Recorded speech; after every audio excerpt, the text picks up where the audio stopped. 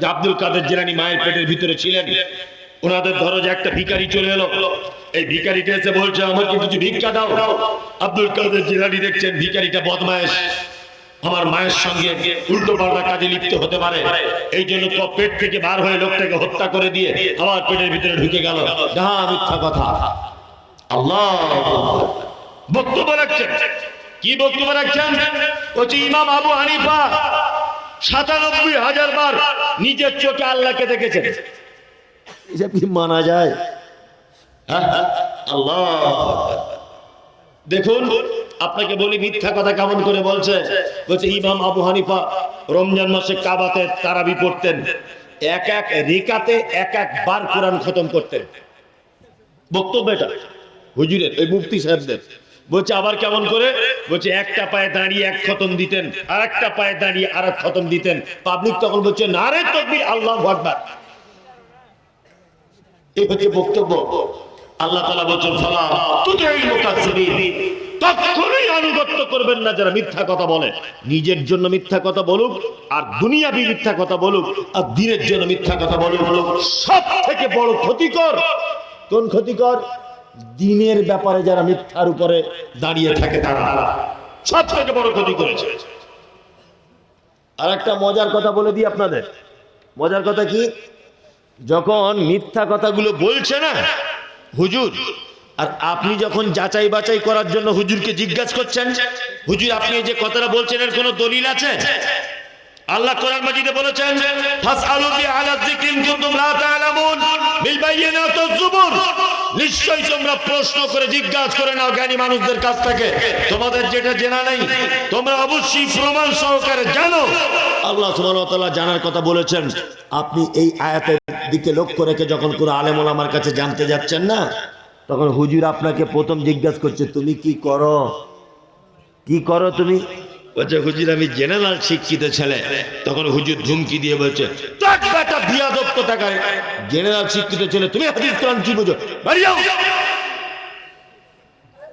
তার মানে ও ভয় আর কিছু জানার চেষ্টা করলো না। তার মানে আমাদের জানার আর কোনো অধিকার থাকলো না। মিথ্যুকদের মিথ্যার উপরে দাঁড়িয়ে থাকতে হলো বাকি জীবনটা, তাই না? একটা লোক গরু চেনে না, গরু, একটা লোক কি গরু চেনে না, আমেরিকায় বাড়ি, বাড়ি ঝাড়খণ্ডে, কিন্তু আমেরিকায় থাকতো। ও এসেছে ঝাড়খণ্ডে 30 বছর পর। এখন ও এসে মনে মনে ভাবছে একটু গরুর দুধ হলে খুব জুত করে পান করা যেত, গরুর দুধ খেতে ইচ্ছা করছে, একদম কোথা বাংলা শুনুন। তা লোকটা বাড়ি এসে ভাবছে একটা গরু কিনবে, টাকা পয়সা পকেটে করে নিয়ে বলছে গরু কোথায় পাওয়া যায় না, ওমরপুরের গরু হাটে, ভালো করে বুঝবেন। তো গরু কেনার জন্য বার হচ্ছে। গ্রামের ওর একটা বন্ধু ছিল, তার নাম আশরাফুল। আশরাফুল তখন বলছে আরে ফটিক ভাই যাচ্ছে কোথায়? আমেরিকা থেকে বাড়ি এসে। তো বলছে যাচ্ছি ওমরপুরে হাটে একটা দেশি গাই গরু কিনতে, দুধ খাবো ভাই একটু ওই জন্য। তখন এর বন্ধুটা বলছে তুমি কি গরু চিনো? বলছে তেমন ভালো চিনি না। তখন ওর বন্ধু শফিকুল বলছে গরু কেনার আগে একবার লেজ তুলে দেখো গরু কি গরু কিনছো, বুঝলেন না? এড়ে গরু বুঝেন আপনারা না বলদ গরু বলেন কোনটা? আড়িয়া গরু, আড়িয়া গরু বলদ গরু, তাই তো? বলদ বুঝেন। ও এখন অমরপুরে হাটে গিয়ে দেখছে নাদুস নুদুস একটা বলদ গরু একটা লোক নিয়ে দাঁড়িয়ে আছে।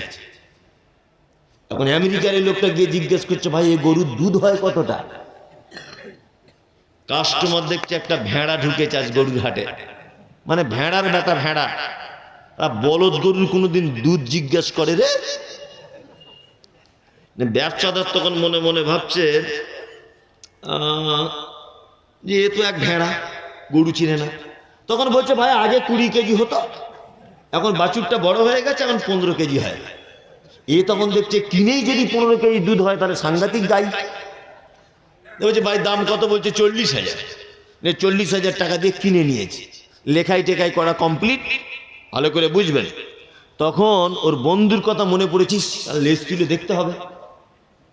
তখন কেনার পরে ওই মালিককে বলছে ভাই একটু লেজ তুলে দেখবো। তখন মালিক বলছে অস্তাগফিরুল্লাহ, তওবা তওবা তওবা, এই খারাপ জায়গা হাটের মাঝখানে লেজ তুলে দেখে? গরুর পিছন দিকটা খারাপ দিক নাকি? বলছে এইটা কোনোদিন লেজ তুলে দেখে? বাড়ি গিয়ে দেখবে, বাড়ি গিয়ে দেখবে।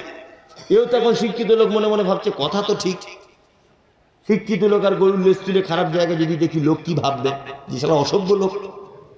ও গরু নিয়ে বাড়ি চলে এসছে। গোয়ালা বুঝেন তো, যে দুধ দহন করে, গোয়ালা এসেছে সকালবেলা দুধ নিতে। তা গোয়ালের দরজা খুলে বলছে, আরে ফটিক ভাই, এ তো বলদ গরু। তুই কি গরু কিনেছো? বলছে বলদ মানে? বলছে বলদ মানে বুঝো না? ষাঁড় গরু তো, এ তো বাচ্চা দেওয়া গরু নয়, গায়ে গরু নয়, দুধ কোথা থেকে পাবে? ও তখন পিছনের দিকে, তলার দিকে তাকিয়ে দেখছে, ওরে বাবা, আস্তাগফিরুল্লাহ, তো মারাত্মক ভুল। তখন গোয়ালা বলছে ওকে, আরে ভাই, তুমি কেনার আগে লেজ তুলে দেখোনি? বলছে আমি দেখতে গিয়েছিলাম রে, ব্যবসাদার দেখতে দেয়নি। আমাদের ইসলামিক ব্যাপারটা হয়েছে ঠিক এই রকম। একটা ছেলে সঠিক হাদিস কোরআন জানতে চেষ্টা করছে, কিন্তু হুজুর ওকে লেজ তুলে দেখার সুযোগ দিচ্ছে না। কি বলছি বুঝতে পারছেন না? আমি মুমতাজুল ইসলামের কথা বলেছি, তাবিজ শিরক। তাবিজ কি? শিরক। হুজুর বলছে না, কোরআনের আয়াত দিয়ে যদি লেখা হয় তাহলে চলবে, এটা হুজুরের ফতোয়া। আচ্ছা, আপেল খেলে শরীরে রক্ত হয়, হয় না? ডাক্তাররা বলে ফল টল খেলে শরীরে কি হয়? রক্ত হয়, ধরে নেন। তা কেউ যদি আপেল বগলে বেঁধে ঘোরে, কাজ হবে? হবে না। আল্লাহ বলেছেন, নাযিলু মিনাল কোরআনি মা হুয়া শিফা। আমি কোরআন অবতীর্ণ করেছি মুমিনদের কল্যাণের জন্য, মুমিনদের আরোগ্যের জন্য। তার মানে এটা তেলাওয়াত করলে তুমি এর থেকে কল্যাণ কামনা করতে পারো, এটা হাতে বেঁধে নয়। কি বলছি বুঝতে পারছেন? পৃথিবীতে যত মিথ্যুক আছে, সব থেকে হাই পাওয়ারের মিথ্যুক যারা ধর্মীয় ব্যাপারে মিথ্যা আরোপ করে। ওই জন্য তো আল্লাহ নবী সাল্লাল্লাহু আলাইহি সাল্লাম তিনি বলেছেন, বাল্লিগু আন্নী ওয়ালাউ আয়া। আমার পক্ষ থেকে যদি একটা কথা তোমার জানা থাকে, মানুষের কাছে পৌঁছে দাও। হাদিসু আন মানি ইসরাঈল ওয়ালা হারাজ। বানি ইসরাঈলদের কিচ্ছা কাহিনী জানা থাকলে বলো, তাতে কোনো দোষ নেই। আমার কাযাবা আলাইহি মুতাআম্মিদান ফালিয়াতাবাও মাকাদাহু মিনান নার। তবে শোনো, যে কথা আমি বলিনি, কেউ যদি আমার নাম করে চালিয়ে দেয়, তাহলে তার থাকার জায়গা কোথায়? জাহান্নাম। তার মানে মিথ্যুকদের থাকার জায়গা কোথায়? দুনিয়াবি মিথ্যুক হলে তা আলাদা ব্যাপার। হাদিস কোরআনের মিথ্যুক মানে নবীর নামে যারা মিথ্যুক অপবাদ দেয়, এদের থাকার জায়গা কোথায়? কোথায়? জাহান্নাম। আল্লাহ মুহাম্মদ সাল্লাল্লাহু আলাইহি ওয়াসাল্লামকে বলেছেন, ফালা তুতিল মুকাজ্জিবিন। কখনো আপনি মিথ্যুকদের অনুগত করতে যাবেন না। আমরাও যে সমস্ত বাজারে নেতা নেত্রীরা ঘুরছে, মিথ্যা কথার ভিত্তিতে ভোট কালেকশন করে, মিথ্যা কথার ভিত্তিতে গ্রাম পরিচালনা করে, মিথ্যা কথার ভিত্তিতে মাদ্রাসা মসজিদ পরিচালনা করে, মিথ্যা কথার ভিত্তিতে মানুষকে পরিচালনা করে, এই সমস্ত মিথ্যুকদের আনুগত্য করতে যাব না, সত্যবাদীদের সঙ্গে থাকবেন। আল্লাহ তাআলা তারপরে বলছেন, অদ্দুলাউ তুদকিনু ফায়ুদকিনুন। তারা চায় কি চায়? যে আপনি একটু নরম হয়ে যান, তাহলে তারাও একটু নরম হয়ে যাবে। আচ্ছা বলুন, মুহাম্মদ সাল্লাল্লাহু আলাইহি সাল্লাম মিরাজের রাত্রিতে ফেরার পর পাহাড়ের উপরে উঠে কি বলেছিলেন ঘোষণা করে? বিভিন্ন গোত্রের নাম ধরে ধরে তিনি বলেছিলেন, হে অমুক গোত্র, হে অমুক গোত্র, আমি যদি তোমাদেরকে এখন একটা কথা বলি যে পাহাড়ের আর এক সাইডে শত্রু দল দাঁড়িয়ে আছে, তোমাদেরকে আঘাত করবে, তোমরা কি বিশ্বাস করো? আবু জেহেলের মতো লোক সেদিন বলেছিল, অবশ্যই আমরা বিশ্বাস করি, কারণ আপনি আল আমিন, আপনি সদিক, আপনি কখনো মিথ্যা কথা বলতে পারেন না, আপনার কথা আমরা মানি। আল্লাহ নবী সাল্লাল্লাহু আলাইহি ওয়াসাল্লাম তখন বলছেন, তাহলে শোনো, আমি মিরাজের রাত্রিতে ঘুরে এলাম, আসমানের উপরে সব কিছু দেখে এলাম, জান্নাত জাহান্নাম দেখলাম। তোমরা যে 360টা দেবদেবীর পূজা করছো, এগুলো সব ভুল। আল্লাহ এক, তিনি সপ্তম আকাশের উপরে থাকেন, আর রহমান আলাল আরশি ইস্তাওয়া। এই কথা যখন আল্লাহ নবী সাল্লাল্লাহু আলাইহি ওয়াসাল্লাম তিনি বললেন, আবু জেহেলের মতো লোক তখন খবর নিয়ে গেছে কার কাছে? আবু বকরের কাছে। গিয়ে বলছে, আবু বকর, তোমাদের নবী এত বদমেশ, এত বদমেশ, এত খারাপ, ভাবতাম একটু ভালো হবে হয়তো, এখন আবার বলছে আমি আসমানের উপর থেকে ঘুরে এসেছি, এটা কি মানা যায়? আবু বকর তখন বলেছিলেন, এ কথা যদি আল্লাহর নবী বলে থাকে, অবশ্যই তিনি সত্য কথা বলেছেন। অবশ্যই তিনি কি কথা বলেছেন? সত্য কথা বলেছেন। আপনার কাছে বিনীত অনুরোধ, এই কথা বলার পর আল্লাহ নবী সাল্লাল্লাহু আলাইহি ওয়াসাল্লামকে ত্যাগ করতে হয়েছে নিজের মাতৃভূমি, ত্যাগ করতে হয়েছে, হয়েছে মদিনায় পাড়ি দিতে হয়েছিল আবু বকরকে সাথে নিয়ে। তার মানে বোঝা যাচ্ছে দিনের উপরে যারা অটুট, দিনের উপরে যারা অটল, তাদেরকে তাদের জাতি কখনো মেনে নেবে না। আচ্ছা, বাংলাদেশের একজন আলেম আছেন, এই বাংলাদেশের একজন কি আলেম আছেন, নাম তার আব্দুর রাজ্জাক বিন ইউসুফ, নাম শুনেছেন? সবাই চেনেন না? সবাই চেনেন। বাংলাদেশে আর একটা ভণ্ড আছে, তার নাম হচ্ছে তাহেরি, একে চেনেন? আর বাংলাদেশের একজন আলেম আছেন আসাদুল্লাহ গালিব, নাম শুনেছেন? চেনেন? বাংলাদেশের একটা ভণ্ড আছে, তার নাম ইনায়াতুল্লাহ আব্বাসী, চেনেন? চেনেন? তার মানে আপনারা ভালোদেরকেও চেনেন, খারাপদেরকেও চেনেন। আর বাংলাদেশ মানেই তো বিনোদন, জিকির আর জিকির। নিজে চোখে দেখার কথা বলছি, জিকির চলছে স্টেজে বসে বসে, আর একজন লুঙ্গিটা তুলে এরকম হুজুরের মাথা লুঙ্গির ভিতরে দিয়ে দিয়েছে, হুজুরের মাথার উপরে চেপে গেছে। মনে মনে বলছি, তুই যা পবিত্র জিনিস হুজুরের মাথায় দিয়ে দিয়েছিস, ও তো জান্নাত এমনি হয়ে গেছে। হারাম করতে লজ্জা শরম নাই, আর জিকির করতে করতে বাঁশ গাছের উপরে উঠে পড়ছে। দেখেছেন এগুলো? দেখেন আপনারা, কি আশ্চর্য ব্যাপার। জিকির করছে বাংলাদেশের উপরে, বাঁশ গাছের উপরে উঠে যাচ্ছে। যত বিনোদন সব ওখানে দেখবেন। কি বলছি বুঝতে পারছেন? যে কথা বলছিলাম সেটা হচ্ছে এই যে রাজ্জাক বিন ইউসুফের কিছুদিন আগে গাড়িতে ভাঙচুর চালানো হয়েছিল, দেখেছেন আপনারা? দেখেছেন? 500 কোটি টাকার মামলা দেওয়া হয়েছিল ওনার নামে, শুনেছিলেন? শুনেছেন? বাংলাদেশের প্রখ্যাত আলেম ডাক্তার আসাদুল্লাহ গালিব হাফেজাহুল্লাহ দীর্ঘদিন যাবৎ জেলখানাতে ছিলেন। মুজাফফর বিন মহসিন জেলখানাতে ছিলেন। আব্দুর রাজ্জাক বিন ইউসুফ বিভিন্ন জায়গায় জলসা করতে যেতে পারেন না, পুলিশি বাধা, জনগণের বাধা। তাহেরিকে দেখেছেন জীবনে জেলে ঢুকতে? ওর বিরুদ্ধে মামলা আছে? না, ওর বিরুদ্ধে কোনো মামলা নেই, কারণ তাহেরি হক কথা বলে না। কি বলছি বুঝতে পারছেন? আমাদের আহলে হাদিসরা বুঝতে পারছে না। আমার বড় আশ্চর্য লাগে, আমরা বক্তব্য দিতে পারি আর না পারি, কিছু জানি আর না জানি। ভালো করে বুঝবেন, আমাদের আকীদা মানহাজ কিন্তু ঠিক আছে, কিন্তু আহলে হাদিস গ্রামে কিছু বেদাতীদেরকে প্রধান বক্তার আসনে বসিয়ে দেওয়া হচ্ছে। কি বলছি বুঝতে পারছেন? আর বড় বড় শাইখুল হাদিসরা সভাপতি করছেন, তাকে যখন কোনো ফতোয়া জিজ্ঞাসা করা হচ্ছে তখন সে বলছে এটাও করলে চলবে, ওটাও করলে চলবে, অসুবিধা নাই। কি বলছি বুঝতে পারছেন না? তার মানে কি, না মরবে সাপ, না ভাঙবে লাঠি। আপনাদের এইখান থেকে ওমরপুর পর্যন্ত, বহরমপুর পর্যন্ত আমি 5টা হোটেল আপনাকে দেখাতে পারবো যেগুলো মুসলিম হাজি সাহেবদের হোটেল, কিন্তু ক্যাশ কাউন্টারের পিছনে দেখছি দুর্গা ঠাকুরের বড় ছবি, কালী ঠাকুরের বড় ছবি। ভাই এটা কি ব্যাপার? তা বলছে হুজুর লজ্জা লাগছে বলতে। কি বলছে? তাছাড়া হিন্দু কাস্টমার ঢুকবে না। মুর্শিদাবাদের মাটিতে 70-75% মুসলিমদের বসবাস, 75% মুসলিমদের বসবাস। একটা বহরমপুর ওমরপুরে ডাক বাংলার বলে একটা হিন্দু হোটেল আপনি দেখাতে পারবেন যে হোটেলে মক্কা মদিনার ছবি দিয়ে রেখেছে কাস্টমার ধরার জন্য? দেখতে পান? এই যে আল্লাহ তাআলা এই প্রসঙ্গে বলেছেন আব্দুল্লাহ তুদহিনু ফায়ুদহিনুন, তারা চায় আপনি একটু নরম হন। তার মানে আল্লাহ নবী কথা বলবে, আবু জাহেল তুমি 360টা দেব দেবীর পূজা করছো, তুমি করো, আমি আমার আল্লাহকে নিয়ে থাকি। তাহলে আর কোনো নবীর সমস্যা হতো না? হতো না। যখনই তিনি বললেন তোমরা দেব দেবীর পূজা করছো, এগুলো সব মিথ্যা, এগুলো সব ভণ্ডামি, তখনই মক্কা ছাড়তে বাধ্য করা হয়েছে। আল্লাহ সুবহানাহু ওয়া তাআলা আদেশ করলেন আবু বকরকে নিয়ে চলে যাও মদিনাতে। তার মানে বোঝা যাচ্ছে নরম সুরে গা ভাসিয়ে কথা বললে আল্লাহ নবীকে মক্কা ত্যাগ করতে হতো না, কিন্তু হকের উপরে তিনি ছিলেন, এই জন্য ত্যাগ করতে হয়েছে। আমাদের অনেক লোক রয়েছে, আপনি জিজ্ঞাসা করবেন একটা জিনিস, ও কি বলবে? একটাই ওর উত্তর, এটা করলেও ভালো না করলেও ভালো, মানে পাক্কা চিটার। করলেও ভালো না বললেও ভালো, কি বলে এটা চলবে না হলে চলবে না। আলেমদের ভিতরে এগুলো রয়েছে, রয়েছে না? রয়েছে।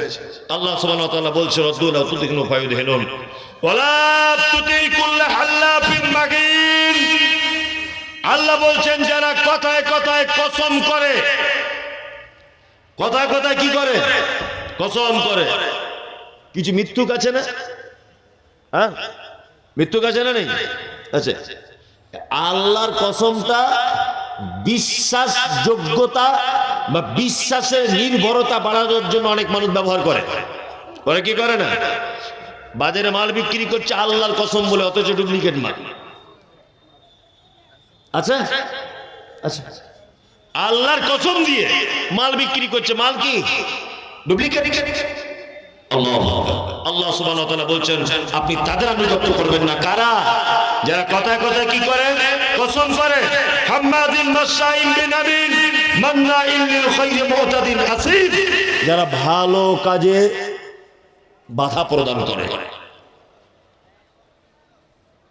আপনাদের গ্রামে, গ্রামগঞ্জে অনেক সময় দেখতে পারেন ভালো কাজে বাধা হয়, হয় না? হয়। আমি অবাক হই, একটা গ্রামে 13টা ক্লাব, আর একটা ক্লাব তৈরি হচ্ছে, সমস্যা নেই। কিন্তু একটা গ্রামে মাদ্রাসা নেই, সেই গ্রামে একটা কোরআন শিক্ষার ব্যবস্থা করা হচ্ছে, এক শ্রেণীর লোক তার বিরুদ্ধে মিটিং করে করে বেড়াচ্ছে। এরকম আছে না নেই? আছে না? ভালো কাজে অবজেকশন আছে না নেই? আচ্ছা, আপনি গ্রামে জলসার কথা বলুন, ও বিরোধিতা করবে। গ্রামে মাদ্রাসার কথা বলুন, ও বিরোধিতা করবে। গ্রামে বাচ্চাদের কোরআন শিক্ষার ব্যবস্থা করুন, ওকে দায়িত্ব না রাখলেও বিরোধিতা করবে। কিন্তু গ্রামে ক্লাবগুলো সিনেমা দেখছে, টিভি চলছে, খেলা চলছে, জুয়ো খেলছে, ক্যারাম বোর্ড চলছে চায়ের দোকানে, ওর কোনো মাথা ব্যথা নাই। আল্লাহ তাআলা মুহাম্মদ সাল্লাল্লাহু আলাইহি ওয়াসাল্লাম কি বলছেন? মান্নাইন লিল খায়রি মুতাদিন আসিফ, যারা ভালো কাজে বাধা দেয় তারা অবশ্যই মহাপাপী। উতুল্লিন বাদা যালিকা জালিম আন কানা জামালু ওয়া বানিন, যারা কঠিন স্বভাবে এবং যারা মাল এবং সম্পদের গৌরব করে করে বেড়ায়, আপনি তাদের কাছ থেকে কি করবেন? দূরে থাকবেন। সম্পদের গৌরব করেন? সম্পদের গৌরব হয়? অনেক টাকা হয়েছে না? অনেক না? অনেক টাকা। এত টাকা হয়েছে যে ভিখারিও ভিক পায় না, চামারের বেটা চামার। আচ্ছা, বিশাল টাকার মালিক হয়েছে। শুনুন একটা কথা বলি, কাউকে আল্লাহ সম্পদ না দিয়ে পরীক্ষা করে, আর যার সম্পদ বেশি হয়ে গেছে ভাববেন না যে ও খুব আরামের জন্য, না, ওকে আল্লাহ বড় পরীক্ষায় ফেলেছে। কি বলছি বুঝতে পারছেন? টাকা না থাকার পরীক্ষা খুব সহজ। সহজ না কঠিন? সহজ। আল্লাহ যদি কিয়ামতের দিন জিজ্ঞাসা করে, ফটিক, হ্যাঁ ফটিক, তুই রিক্সা চালাতিস সারা জীবনে কি করেছিস বল? ও বলবে আল্লাহ সারাদিন রিক্সা চালিয়ে 150 টাকা হয়েছিল, দেওতলা মাদ্রাসায় কালেকশন হচ্ছিল জলসা, 50 টাকা দিয়েছি, 50 টাকা জিলেপি কিনেছি, আর 50 টাকা আমার বউকে দিয়ে দিয়েছি সংসার খরচা, তো হিসেব শেষ। যা যা তুই ডান দিকে দাঁড়া, ডান দিকে দাঁড়া।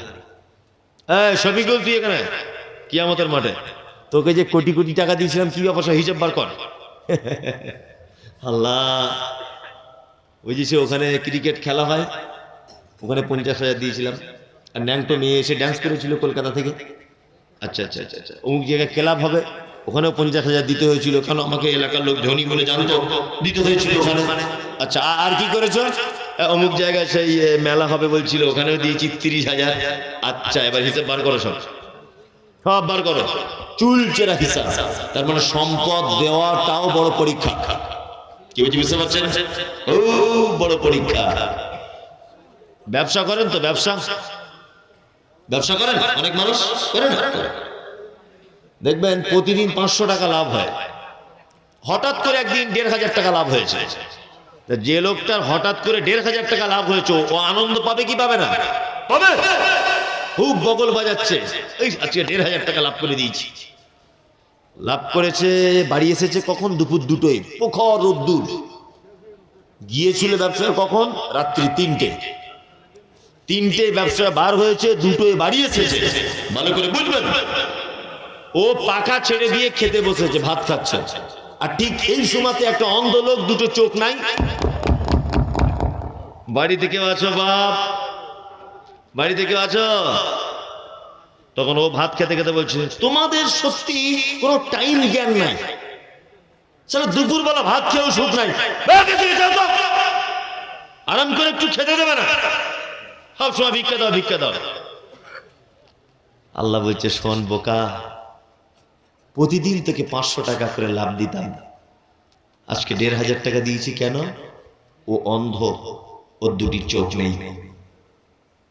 ওরও বউ ছেলের জন্য 500 টাকা তোর কাছে জমা করে দিয়েছি। তুই ভাত খেতে বসবি আর ও চলে আসবে তোর দরজায়। আমি এটা দেখব যে ও অন্ধ, ওর রুজিটা এক্সট্রা তোর কাছে দিয়ে দিয়েছি, তুই ওকে ফেরত দিচ্ছিস কিনা। যদি না দিস, তারপরের দিন ব্যবসায় যাবি, তোর পুঁজি পর্যন্ত গায়েব করে দিব। আমি হলাম আল্লাহ। পারে কি পারে না? পারে পারে। মালের অহংকার করবেন না, করবেন না। আল্লাহ মুহাম্মদ সাল্লাল্লাহু আলাইহি ওয়াসাল্লামকে বলেছেন কি, যারা মালের আত্মগৌরবে ভেঙে পড়ে তাদের সঙ্গে আপনি কোন রকমে মিশতে যাবেন না। ওই জন্য আমি আপনাদেরকে বলছি, জীবনে যদি বন্ধু যদি করতে হয়, ধনী লোকের সঙ্গে করবেন না। এটা আমার পক্ষ থেকে আপনার উপদেশ। জীবনে কোনোদিন ধনী লোকের সঙ্গে বন্ধুত্ব করবেন না। ধনী লোকের সঙ্গে বন্ধুত্ব করলে দুনিয়াতেও হারাবেন, আখেরাতেও হারাবেন। যদি বলছেন কেন, দুটো দিক বলি। ধনী লোকের সঙ্গে বন্ধুত্ব করলে আপনার চোখের নজরটা কম দামি জিনিসের দিকে আর যাবে না। কি বলছি বুঝতে পারছেন? আর যখনই আপনার চোখটা উঁচু দিকে চলবে, তখনই আপনাকে হারাম ইনকাম করতে আপনার মন বাধ্য করবে। বাধ্য করবে না?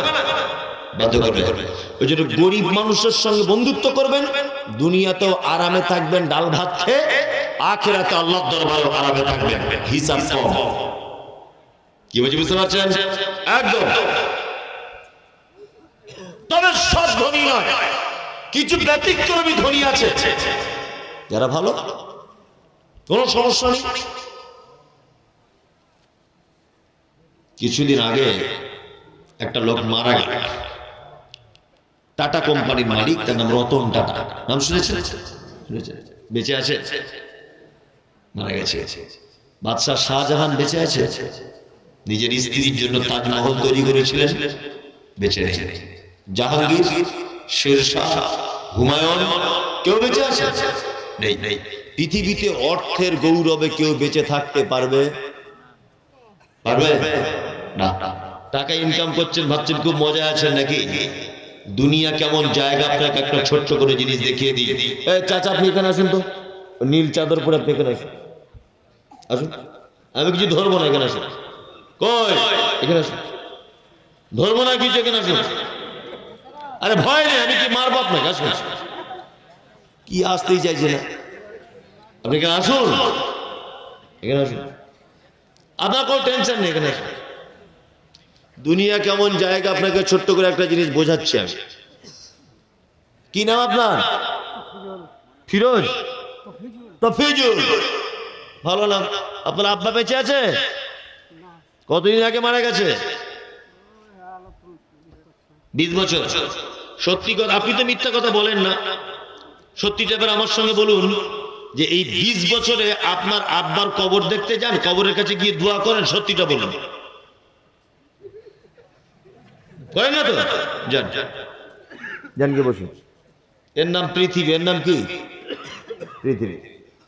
এই লোকটার আব্বা যতদিন বেঁচে ছিল ইনকাম করেছে ওর ভবিষ্যতের জন্য, করেছে না? তার আব্বা 20 বছর কবরস্থানে শুয়ে আছে, ও 20 বছরে একদিনও যায়নি কবরের ধারে যে আল্লাহ আমার আব্বাকে তুমি একটু ক্ষমা করে দাও। একদিনও টাইম পাইনি। ভালো করে বুঝবেন। আপনি এখন কি ভাবছেন? কি ভাবছেন আপনি? 5 তলা বাড়ি করেছেন, কোটি কোটি টাকার মালিক হয়েছেন, তাই না? আপনি আজকে রাতে মরে যান, আপনার বড় বেটা ইমাম সাহেবকে বলবে, আরে লাশ বেশিক্ষণ বাড়িতে রাখতে নেই, তাড়াতাড়ি দাফন করার ব্যবস্থা করুন। আপনার কোটি টাকা দিয়ে তৈরি করা বাড়িতে আপনার বড় বেটা বলবে লাশ বেশিক্ষণ বাড়িতে রাখা যাবে না, তাড়াতাড়ি বার করে। আপনি কবরে শুইয়ে দেওয়া পর্যন্ত খুব জোর হলে চক্ষু লজ্জার খাতিরে 2-3 দিন আপনার ছেলে মেয়েরা কাঁদবে, তারপরে বলবে রোডের ধারে টানি লুবো, ওইখানকার 1.5 বিঘেটা আমার, আমি নিচের তলায় থাকবো না, আমি আন্ডারগ্রাউন্ড মালটা লুবো। এই নিয়ে হিসাব বাকি করতে করতে করতে করতে কেটে যাবে। আপনার কবর শিয়ালে খুঁড়ে দিল না আপনার লাশটাকে কুকুরে তুলে নিয়ে চলে গেল, কোনো খোঁজ থাকবে? জ্বলন্ত প্রমাণ। কি বলছি বুঝতে পারছেন না? ওই জন্য বলছি অর্থের অহংকার করিয়েন না, আপনার অর্থ যেটা আছে।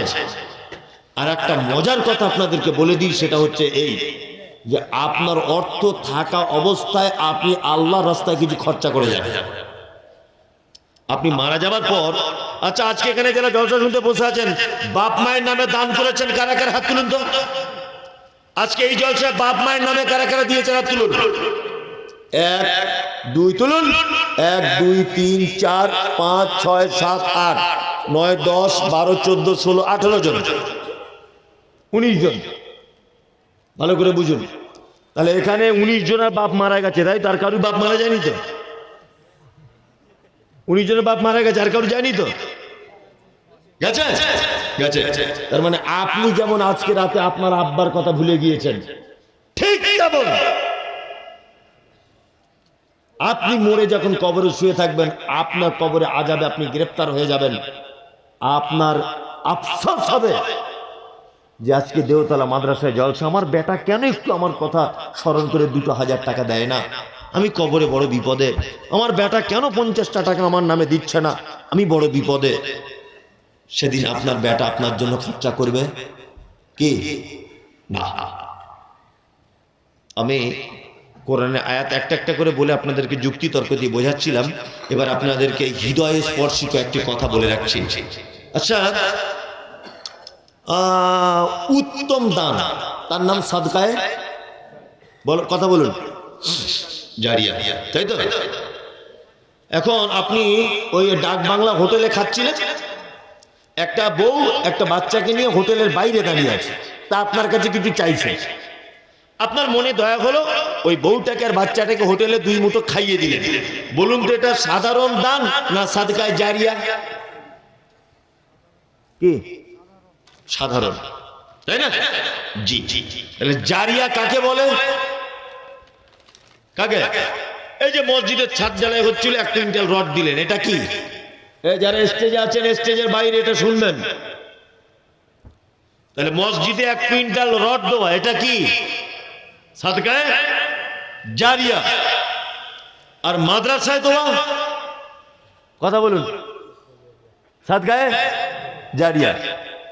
এবার আপনাদেরকে বলছি, একটা ছেলের পাতলা পায়খানা হচ্ছে, আর ও মাঠে পায়খানা করতে গিয়ে ওর পাছাতে বিষাক্ত সাপ কামড়িয়ে দিয়েছে। ওর মা ধরে ধরে ওকে ডাক্তারের কাছে আনলো। ডাক্তার কাছে বলছে আজকে সারাদিনে প্রায় 20 বার পাতলা পায়খানা হয়েছে, আর এই মাত্র সাপে কামড়িয়ে নিয়েছে। বলুন তো জ্ঞানী ডাক্তার হলে কোন ঔষধটা আগে দেবে? বলুন, আমার ভাষা বুঝতে পারছেন না? কোনটা? সাপে কাটারটা। আরে পাতলা পায়খানা তবু আরো 4-5 বার হলেও বেঁচে থাকবে, কিন্তু সাপের বিষটা না নামলেও মরে যাবে। মরে যাবে না? তার মানে বুঝতে হবে যে আমাদের কোনটা আগে চিকিৎসা করা দরকার। কি বলছি বুঝতে পারছেন? মাদ্রাসাতেও দান করা সাদকায়ে জারিয়া, মসজিদে দান করাও সাদকায়ে জারিয়া। তাহলে আমাদেরকে বুঝতে হবে কোন সাদকায়ে জারিয়াটা আমাদের এখন জরুরি। 1, মসজিদে দান করেছিলেন 1 কুইন্টাল রড। আচ্ছা বলুন, 100 বছর পরে হলে এই মসজিদ ভাঙা হবে কি হবে না? হবে, হবে। ভেঙে আবার নতুন করে করা হবে ওই জায়গাতে, হবে না? হবে। এবার বলুন, আপনার যে 1 কুইন্টাল রডটা যে মসজিদে দিয়েছিলেন আপনি, এই রডটা 100 বছর পরে আর থাকবে না ভাঙড়িওয়ালার কাছে বিক্রি হয়ে যাবে? বিক্রি হয়ে যাবে। তার মানে আপনারা জারিয়াটা টিকে থাকলো না। এবার আসুন, আপনি তো খুব চালাক, সব ব্যাপারে ভালো বোঝেন। কি বলা বুঝলেন না? মাদ্রাসায় দেওতলাতে আপনি 1000 টাকা দিয়েছেন, ওই 1000 টাকাতে একটা বিল্ডিং করা হয়েছে, একটা রুম। ওই রুমের ভিতরে 20 জন কোরআনের হাফেজ হচ্ছে, ছাত্ররা থাকে। ওরা যতদিন পর্যন্ত হিফজ করবে, এই যে আপনার 1000 টাকার ইট রয়েছে ওই ঘরটায়, আপনি কি পাবেন? পাবেন কি পাবেন না? পাবেন। এবার ওই 10 জন ছেলে হাফেজ হয়ে যাবার পরে একজন আবার আমতলা মাদ্রাসায় চাকরি করছে, ও আরো 20 জনকে হাফেজ করছে শিক্ষক হিসাবে, সে আরো 20 জনকে করছে, সে আরো 20 জনকে করছে। আপনি যে 1000 টাকা দিয়ে ইট দান করেছিলেন, কিয়ামত পর্যন্ত এই কোরআনের হাফেজদের সিলসিলা থাকবে না যাবে? থাকবে, থাকবে। ওই জন্য আমি মনে করি এই মুহূর্তে সব থেকে বেশি নেকি মাদ্রাসায় দান করা, মসজিদে নয়। কে বলেছে তোমাকে এসি লাগাতে হবে মসজিদে, মার্বেল পাথর কিনে দিতে হবে? কে বললো? টিনের মসজিদে যে নাকি মাটির মসজিদে একই নাকি, এসি মসজিদে একই নাকি। কি বলছি বুঝতে পারছেন? নামাজ পড়তে টাইম লাগে কতক্ষণ? 15 মিনিট। 15 মিনিটের জন্য আপনি 3 লাখ টাকার এসি টাঙিয়েছেন মসজিদে। আর মাদ্রাসা সাইকুল হাদিসরা মানুষের দরজায় গিয়ে চেক কেটে কেটে, রমজান মাস আমি তো নিজে চোখে দেখা, কলকাতার অজস্র মসজিদে বড় বড় সাইকুল হাদিসরা মশার কামড় খাচ্ছে আর মাদ্রাসার দাম তুলছে। আর আপনি মসজিদে টাইলস বসাচ্ছেন। এ যুক্তি কে দিল? যে জাতি কোরআন শিক্ষার জায়গায় দান না করে মসজিদে 5 লাখ টাকার এসি কিনে দেয়, এ জাতির কোন সিদ্ধান্ত সঠিক হতে পারে না। কোরআন শিক্ষার ব্যবস্থা যেখানে দান এখানে করতে হবে। বলছে ঈদগাহের কালেকশন, ঈদগাহে কত বলছে? আমার নামে 1 লাখ। কে বলেছে তোমার ঈদগাহে টাকা দিতে? কে বলেছে? ওই টাকা মাদ্রাসায় দেন, 5টা ভালো ছেলে তৈরি হোক, শিক্ষকদের কষ্ট কমুক। আপনার টাকায় একটা ছেলে যদি কোরআনের হাফেজ হয়, কিয়ামত পর্যন্ত আপনি কবরে শুয়ে শুয়ে নাকি পাবেন। তার মানে আমরা সাদকায়ে জারিয়া কোনটা কখন বেশি প্রয়োজন এটা আমাদের দেখা লাগবে কি লাগবে না? লাগবে, লাগবে। আপনাদের কাছে বিনীত অনুরোধ, দেওতলা মাদ্রাসা আজকে মনে হয় 59তম জলসা, তাই নাকি? 59তম জলসা। মুহাম্মদ সাল্লাল্লাহু আলাইহি ওয়াসাল্লাম তিনি বলেছেন, ইত্তাকুন নার ওয়ালা বিশিক্কি তামারিন। তোমরা জাহান্নাম থেকে বাঁচো, যে কোনো মূল্যে বাঁচো। বাঁচার কোনো উপায় নেই। তুমি যে খাজুর খাচ্ছিলে বা তোমার হাতে যে খাজুরটি আছে, এই খাজুরটিও আল্লাহর রাস্তায় সাদকা করে তুমি বাঁচো। কি বলছি বুঝতে পারছেন? এখানে যারা বসে আছেন, আমি আদায়কারী বক্তা নয়, আমার দেখতে ইচ্ছা করছে 10 জন মানুষ আপনারা বলুন, রাত এখন 3টে বাজতে যাচ্ছে, যে আমি আমার আব্বা মা মারা যাক আর বেঁচে থাক, আমার আব্বা মায়ের জন্য আমার পক্ষ থেকে আমি 5,000 টাকা দিলাম। একটা লোক বলুন তো, একটা লোক বলুন। আমি জানি আপনি দিয়েছেন, আপনি আরেকবার বলুন। এত রাত্রে আমার শেষ পর্যায়ে আমার আব্বা মায়ের জন্য আমি নিয়ত করলাম 5,000 টাকা দেবো। আমি তো আছেন এখানে? একটা লোক যদি আপনি বলেন, আমি জানি আপনারা সবাই দান করেছেন, কিন্তু এর ভিতরেও বাদ আছে, অনেক লোক আছে না? নেই? একটা লোক তো বলতে পারবেন? যদি বলছেন 5,000 টাকাটা খুব ভারী, আপনি 1,000 টাকা বলুন। আছেন? আছেন কেউ এখানে? একজন। একজনই আর কি বুঝেছে ব্যাপারটা। 2 জন, 3 জন, 4 জন। আমি 50,000 টাকা না হওয়া পর্যন্ত ছাড়ছি না। আপনি চলে গেলেও আমি একাই বলবো। কজন হলো? ওই একজন, ওই একজন পিছনে। এইগুলো কি করে কালেকশনটা হবে? নাম লিখতে হবে তো। ওরা 1,000 টাকা করে দেবে বলছো তো।